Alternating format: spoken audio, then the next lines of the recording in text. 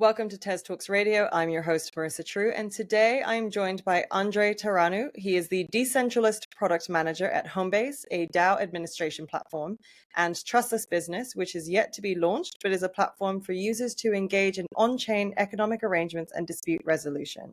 But before we get deeper into those, how are you? I'm great. Thanks for having me. So, as is tradition, we start the conversation with understanding a little bit more about you. So, can you tell us a bit more about your journey and how you ventured into blockchain and then eventually Tezos? Sure. So my backstory, grew up in Romania, all over the place, mostly Bucharest. Graduated journalism, had a career out of college working in television for about 7 years. I wanted to make a morning show, like be funny on TV, because that's what I saw growing up, and I thought it's kind of great to be able to do that. And I on the side I had a audio production facility where we did like jingles and commercials and stuff like that, some music, and then I had an idea for an app when mobile apps were starting to pop, and which was uh, just like a social calendar where you would mark your free time and people would make suggestions for that free time, and you would accept the suggestion and spend some offline time with someone. I didn't know how to code, so and I couldn't hire anybody, so I learned programming, and I built the app so that I could get into an accelerator, which was great. It was called Rockstarts, and I learned that stuff that I was doing as a founder is very similar to what a product manager does. So after the accelerator, there was a few prospects of continuing that startup, but I wasn't like happy with the amount of validation that I got from the market, so I let that die. And I started working as a product manager, doing both UX design and product strategy, freelancing. And then I had like my first, because I always need to have a side project. I was thinking about what to replace time in with. That was the name of the app.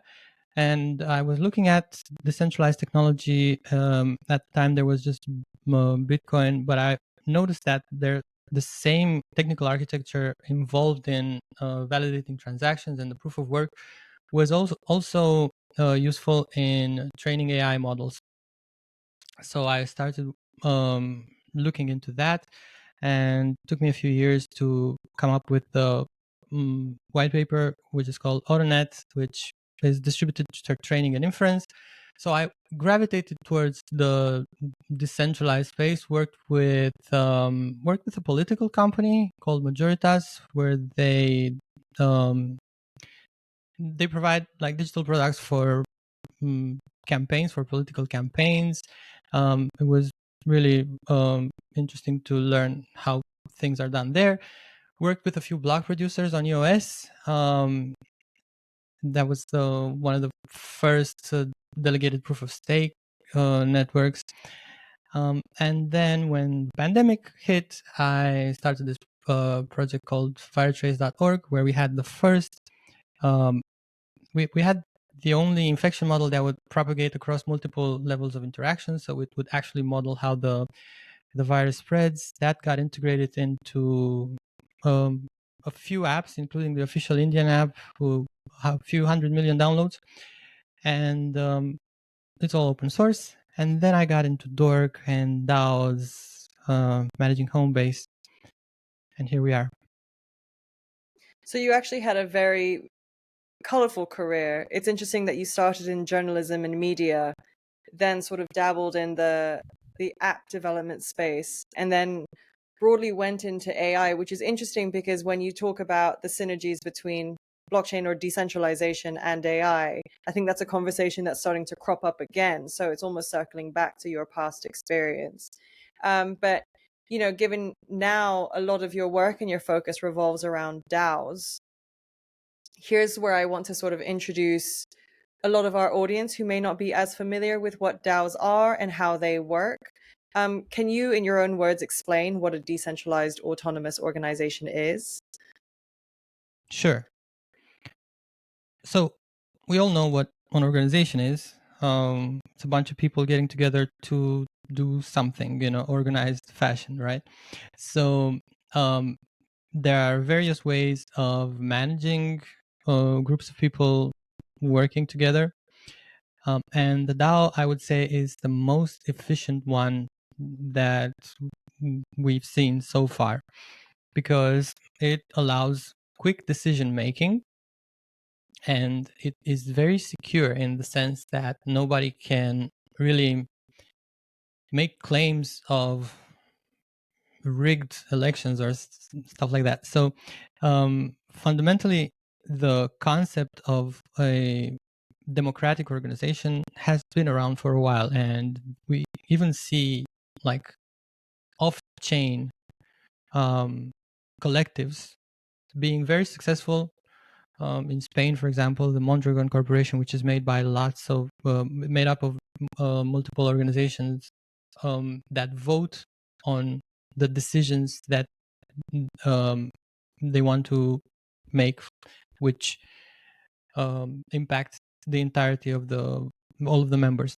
So that's not new, but decentralized technology and the blockchain allows this kind of collective to be, like I said, much more efficient, so the decisions can be made much faster. Now, if you compare on-chain DAOs to any kind of governance method, this comes out on top. So if you compare it with just yelling yay or nay in a room, or stamping paper ballots, or even electronic voting, but which is centralized on servers, this is, like I said, much more secure, and it's very transparent.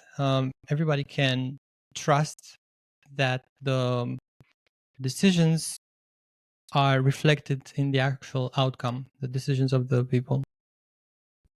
So can you give me an example of a major successful DAO, and can you sort of dig into how it's structured and what makes a quality DAO?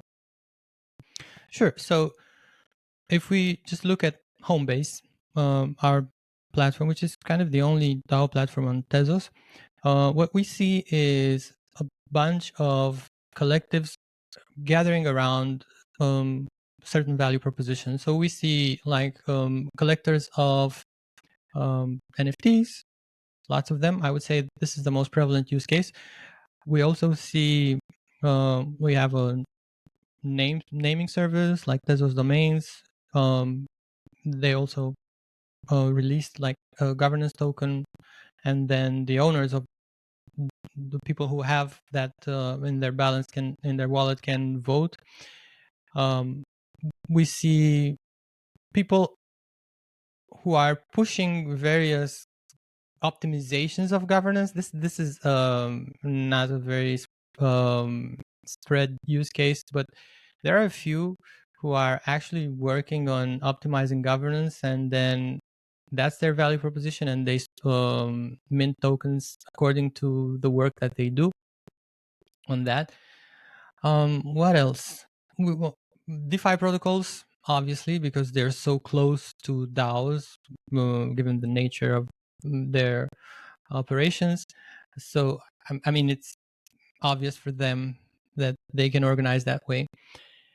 But the use case that we're not seeing is professional DAOs.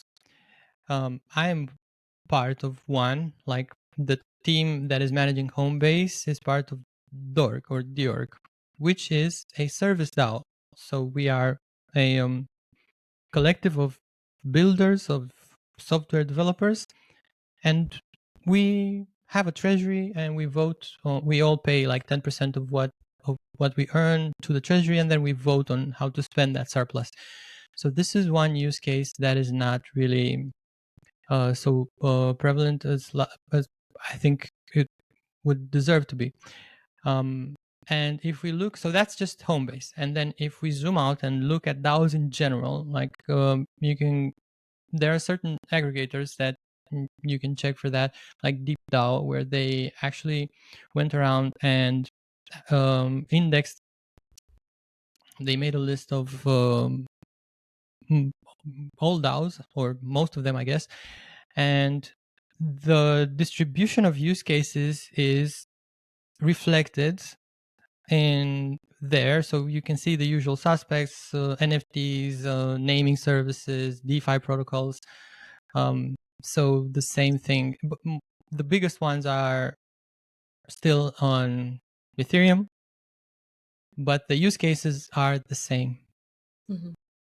So if the simplest application is for NFT projects, and then perhaps one of the more sophisticated applications is organizational or service-based, as you were saying with DORG, what would you say is actually the prime use case for a DAO? No, this is the prime use case, service DAO, and it's not a matter. It's not that one is more complicated than the other. Like, the actual value propositions that the DAOs are formed around can vary. That doesn't impact the complexity of the governance model itself. Mm-hmm. They're going to vote in the same way. So it's just a matter of deciding how to spend the assets in the treasury. And that's Mm-hmm. going to be the same procedure regardless of what the DAO actually does. Mm-hmm. I think the prime use case, and the one that would be most valuable, is for work collectives to organize as DAOs, to have democracy at work, basically.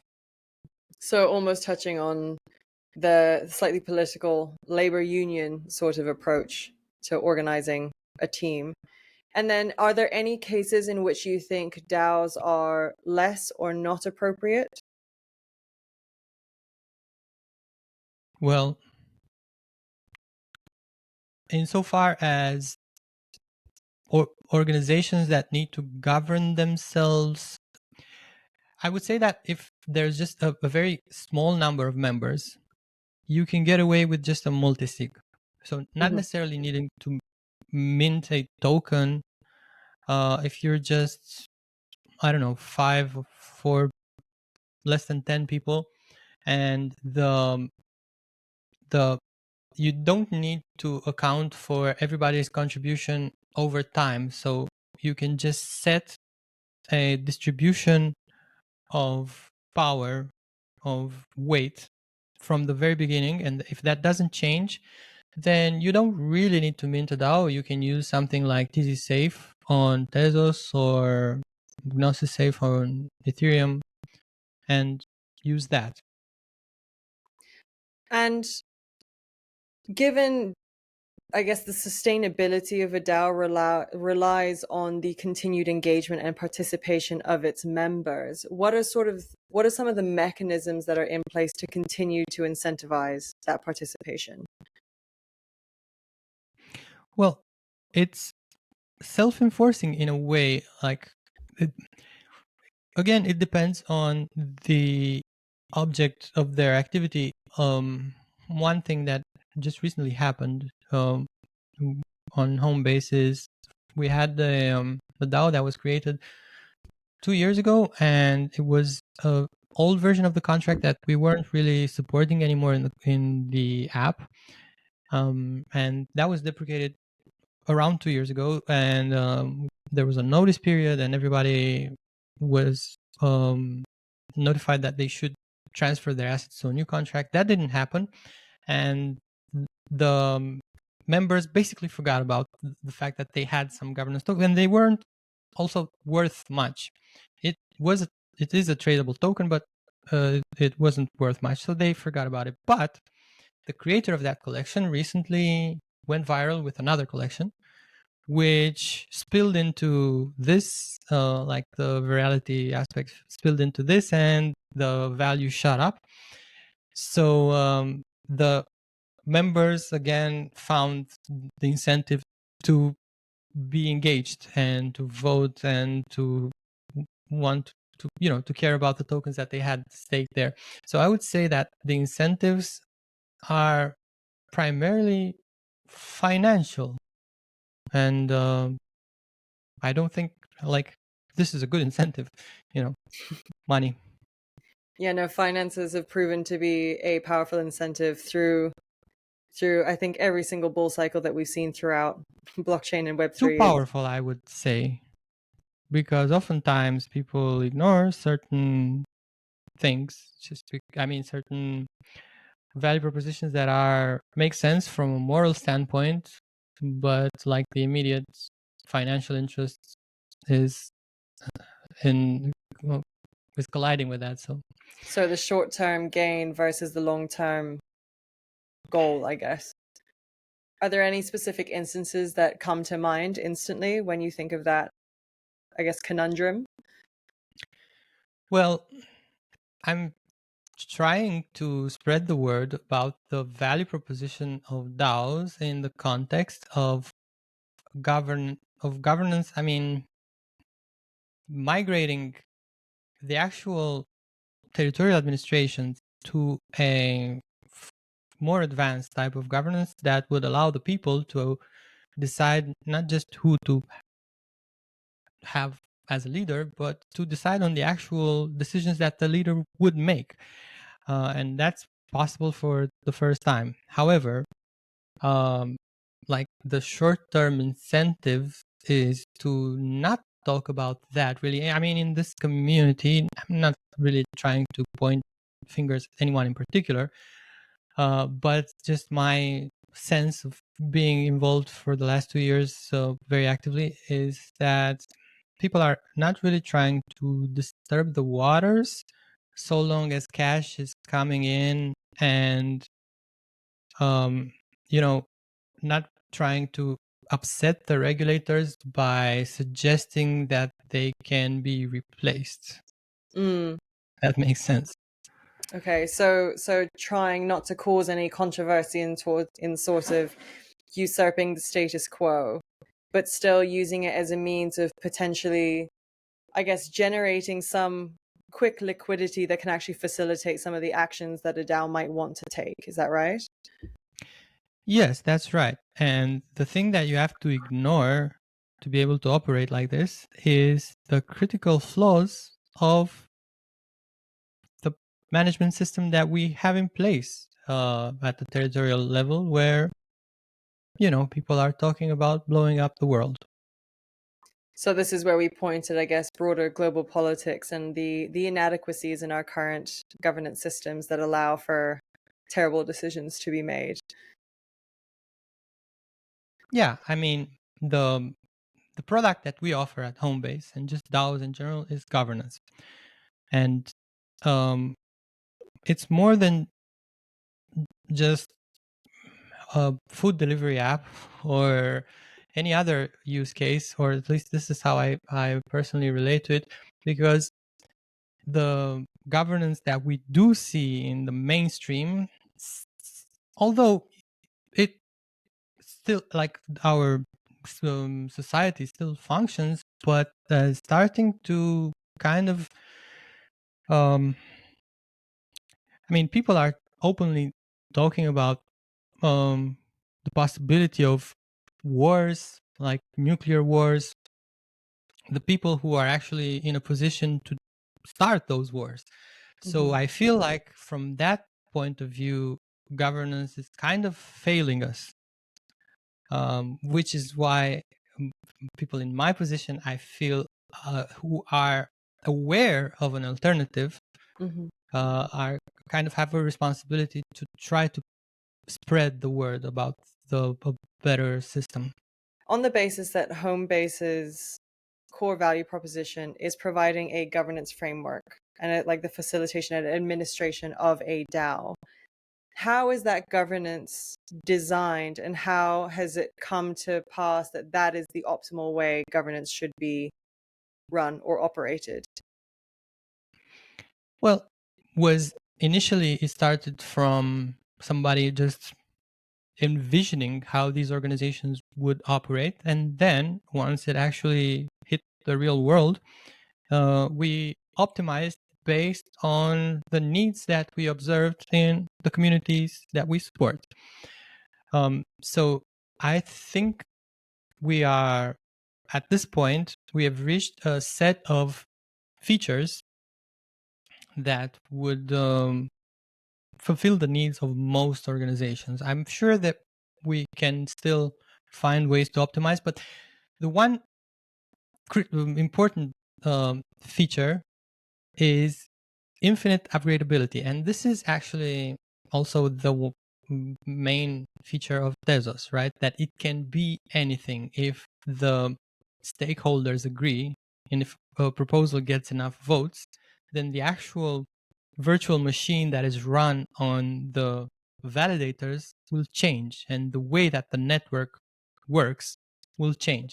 The same capability is right now present in our base DAO contract, where the community can, by consensus, adopt any functionality.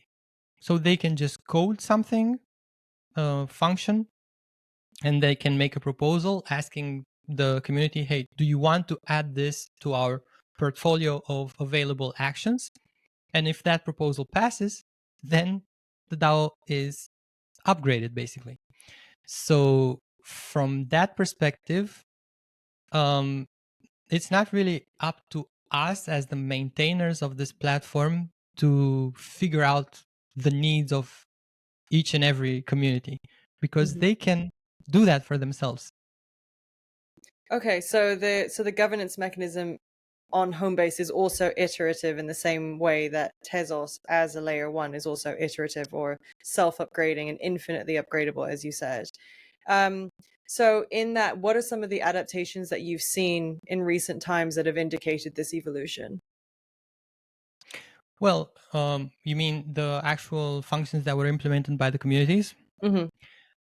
There weren't many, fortunately, on Homebase, because code in Mickelson is still something not accessible to lots of people. And like I said, most of the communities are not technically inclined, so they are Hmm. art collectors.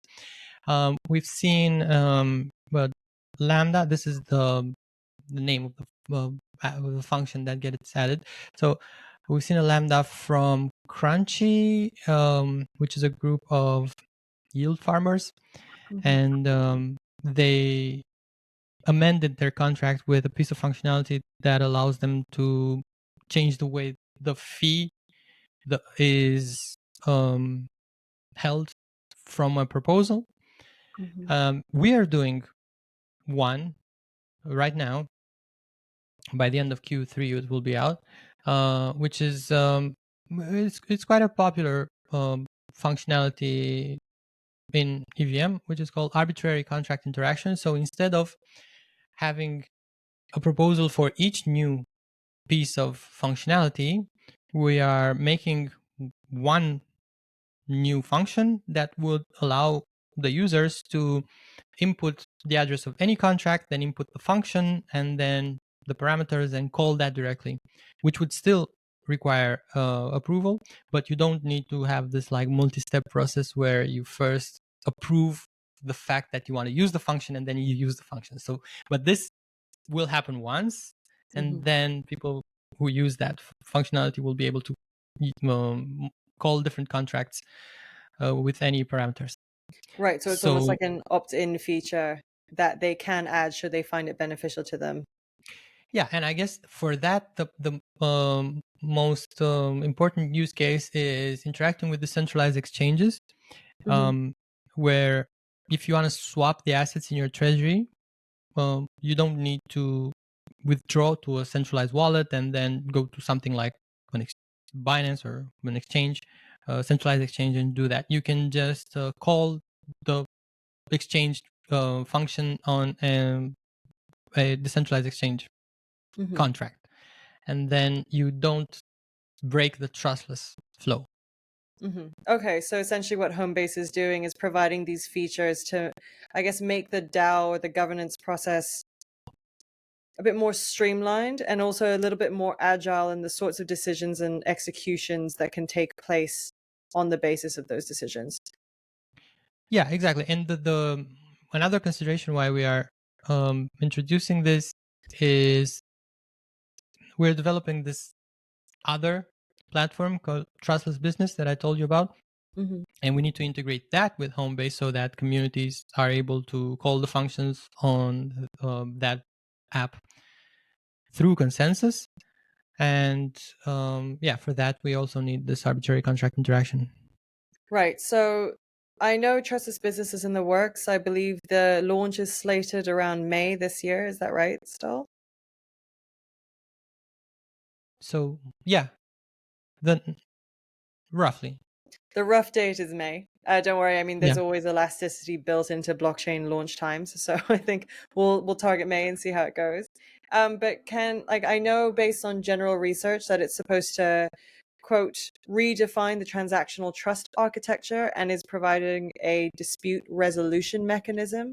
So I'd like to understand more about what that means in practice and how it works. Yeah, well, we said earlier that one of the best use cases for DAOs is to be service DAOs, like professional organizations. Mm-hmm. And um, right now, like the DAO that I'm a part of, Dorg, is incorporated as a company. Even though we are a DAO, we, in order to be interoperable with our business partners, obviously we need to be incorporated, and there needs to be a like contract that is signed and that is actionable in the traditional justice system. Mm-hmm.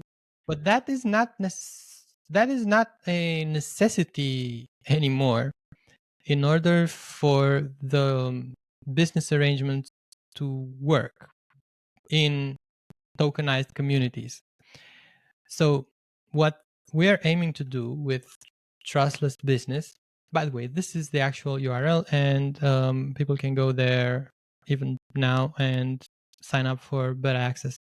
So what we do there is whenever someone wants to engage in a business venture, whether it's a client who needs some work done or a professional who wants to work, they can access this platform and they can decide off chain um, about the compatibility, but then the actual arrangement is immutably stored, like the terms of the arrangement are immutably stored in the contract, in the smart contract that they spin up for their particular um,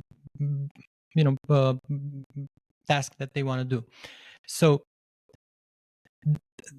because the terms are not cannot be changed, everybody can. I mean, it can be a private arrangement, but a designated arbiter or everyone, if it's public, can check to see what those people agreed to when they decided to go into business together, and then if either of them throws the project into a dispute, the arbiter gets to decide based on the evidence presented if the work was actually done or not, and then decide how to allocate the funds in escrow between the parties that are involved in that business arrangement. And the incentives are such that more often than not, in the majority of cases, this would lead to what the majority of the stakeholders would agree is a fair outcome, because the arbiters are incentivized financially to rule in a way that other people would agree that is fair. Otherwise, they will not be elected as arbiters for future projects. So this is how it works. And on that basis, it sounds like it would displace, I guess, the typical legal dispute mechanisms that are in place in terms of trying to take one another to court to dispute these sorts of conflicts. But what are some of the domains that, this on-chain dispute resolution you would consider to be most effective? You've kind of shaped the business case between, say, a contractor or like a service provider and their client. But what are some other sort of examples? Well, the claim that I'm making is it would apply to every kind of business arrangement. However, so not just for services, but also for, transacting goods. But if you just look at how the product is right now, it heavily integrates with GitHub. You need to create a project there, like clone the template, customize it there, and then share the link to the repository in the contract. Obviously, we don't want to store too much on chain because that can get expensive. So it would seem like the people who are involved in software production would be very comfortable using this. That said, the mechanism itself can be applied to anything. Hmm. And you said previously that there is these ongoing efforts to integrate Trustless Business with Homebase. So how do these platforms sort of complement one another? Well, right now, the way the if you go on the beta and look at it, you would see that there is one wallet for each type of stakeholder in a project. Like there is one wallet for the author of a project, one wallet for the contractor, each backer, like the people who fund it. It also allows crowdfunding. So each backer can be just one wallet. However, the optimal way to use this is from organization to organization. Like you want a business to contract the services of another business, and for that to happen, you need to have your DAO contract be the actual um, party, and it. So then you would need to have a proposal instead of just one user action for the various um, triggers that you can call on the trustless contract. So you would have within your own DAO, you would make a proposal saying these people delivered. If you are the contract, if you are the client, you would say these people delivered. Let's make a proposal to release the funds. Or if you're the contractor, the person who did the work, you would make a proposal in your own DAO and say, we delivered, but doesn't seem like they are paying. Let's make a proposal to throw the project into dispute. So this would not be just a single user action, but it would be a consensus from the actual organizations. So Mhm. that's why DAOs need to be integrated with this dispute resolution and business framework. Right. And are there any sorts of situations in which you would think that it's not appropriate for? In terms of business arrangements, Yes, or just more broadly, sort of on-chain dispute resolution. Because a lot well, of what we've discussed is there's typically a financial component, hence like the escrow. So what are sort of other domains in which those practices can be applied, but perhaps not, or perhaps we need to rely on an alternative system? well, the traditional justice system, sorry, is really complex, and it's been shaped over hundreds of years of iteration, Hmm. and has this whole system with precedents and multi-level appeals and all of that. What we did is a MVP. So yes, at this point, I wouldn't say that everybody can just jump on this and then it'll work. Um, but we are aiming to be fully interoperable first with the legacy. Let me not call it legacy, but the traditional justice system, and then take over. So the prime use cases would be the development of and things that have to do with digital products, because the product itself is integrated, like I said, with GitHub, and it has many of the components that software people are very familiar with. And then I guess the ones that are furthest away, shipping raw materials from one country to another, that kind of stuff. So acknowledging that, we've got a legal system that goes back hundreds of years, are there any sort of key learnings that have been taken from those systems that have been implemented into systems like Trustless Business? Or was this a matter of saying that the digital environment or on-chain dispute resolution needs to look fundamentally different to the systems that have served us, perhaps imperfectly, but for so long? Well, it's not fundamentally different, except for the substrate on which it happens, like the decision-making process and the way the jurors come to a decision is very similar. Like, you are presented with the facts and you get to debate. If it's ideally a DAO that is the arbiter and not a single person, and then you rule, then the ruling itself is also immutably stored so that it can be associated with the reputation of the arbiter. We can draw a parallel between the history of ruling that a judge makes.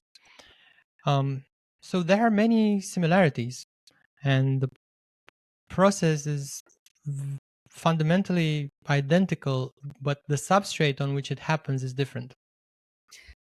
And with that said, taking, I guess, a more forward-looking view, how does a technology or a solution like this evolve? How does it become, I guess, more iterative than, say, our current legal framework is? Because the benefit of being online or digital is that it can upgrade itself and it doesn't ossify into a system of practices that doesn't actually serve us.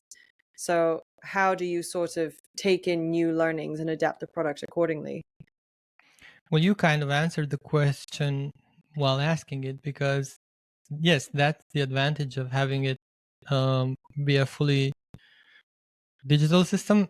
The fact that you can endow it with upgradability from the get-go, and just like the Homebase, like the base DAO contract can be amended, the same thing is true with the trustless business contract, where the community, which is accounted for by the earnings and spendings that they have on this platform. So that's their weight in terms of deciding how to shape the whole economy. They can make proposals to change various functionalities and pipelines, and then it changes very, very rapidly. Is there a bit of a trade-off in terms of having a system of rules that can change so readily just because it might cause a level of disturbance or, in a way, unreliability of what the state of play should be at any given point in time? I'm not sure. So you're asking about the downside of quick Yes, upgradability, right? yes. Well, yes, there is a downside if people rush to implement things that haven't been sufficiently considered. Hmm. And what's Mm, going to control that rate of consideration?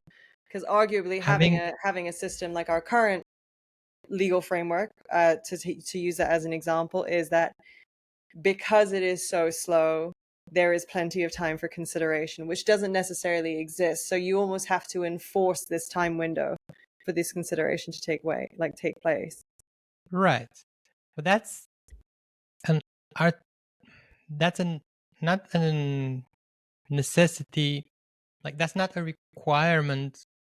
That's a problem with the current system, that it can only operate at this speed. I think we want to be able to operate fast and slow based on our confidence, our collective confidence in whatever measure we want to have in place.